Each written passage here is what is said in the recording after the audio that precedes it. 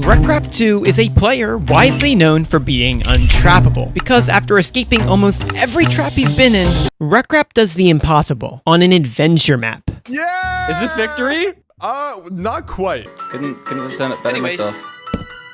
Whoa!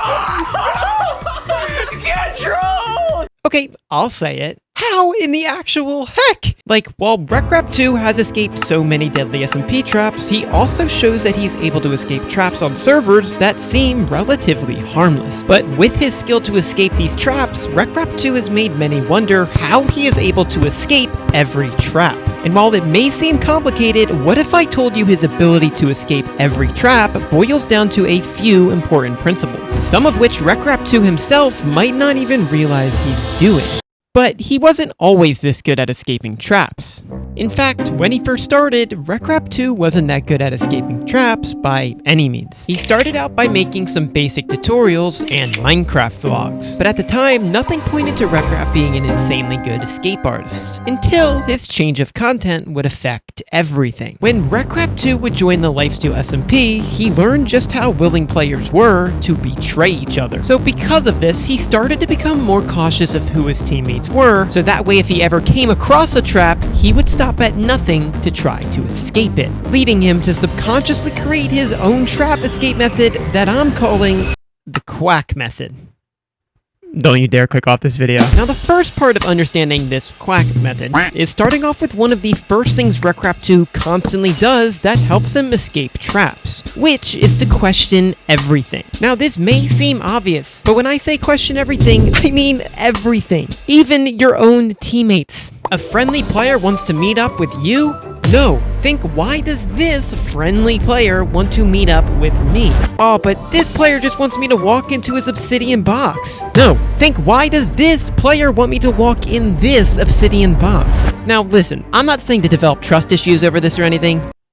No, I mean, I kind of... But the point is, if we analyze almost every situation Rek has been in, this is usually the first step he takes in escaping any trap. By weighing the motives of the players around him, Rek is able to find out early if they want to trap him. But what Rekrap does next is truly vital to the entire process. Also, if you're enjoying this video so far, can you just consider subscribing? I'm really trying to hit 30k to get high pixel rank so I can flex on my friends.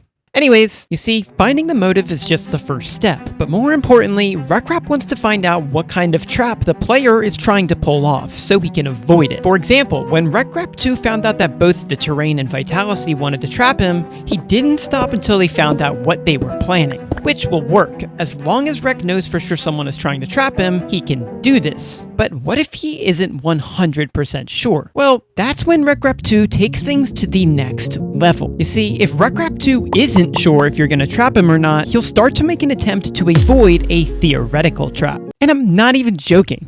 Rekrap2 got so good at identifying possible traps that he can escape them before even entering. And he does this all the time. If Rekrap is worried about a floor trap, he'll stand on chests to try to avoid it. Or if he's worried about a TNT trap, he'll check the walls, ceilings, and floors to try to avoid it. Which honestly is insane. Since Rekrap2 has seen so many forms of traps, he knows exactly where to look in order to avoid them. But as crazy as these methods of escaping a trap are, they don't even come close to how insane these next ones are. This brings us to the C in the quack method. If you were trying to escape a trap like Rekrap and already made it by the first 3 letters without identifying a trap, you need to confirm your belief. Now this can mean anything, and really comes down to how much does escaping a trap mean to you. In the random situation where a player would give you a 100-page contract to sign in Minecraft, would you read every single page in the book to make sure it wasn't legally binding you to a trap? Well, guess what?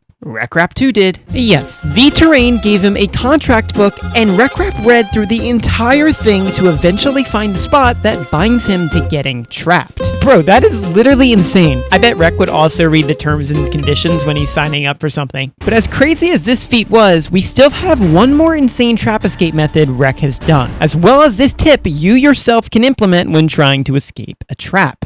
There are many times when Rekrap2 accidentally laughs or makes noise when he's trying to be quiet. This itself can reveal to his opponents that he knows they're onto him. And while Discord noise suppression is good for starters, there's way more effective choices. This is my microphone, and literally every time I'm in a tough situation and I'm yapping, my Mayana microphone's noise reduction clutches up for me. This is also my mixer that I use to further reduce noise if I need to, and it has a voice changer. Which is hilarious.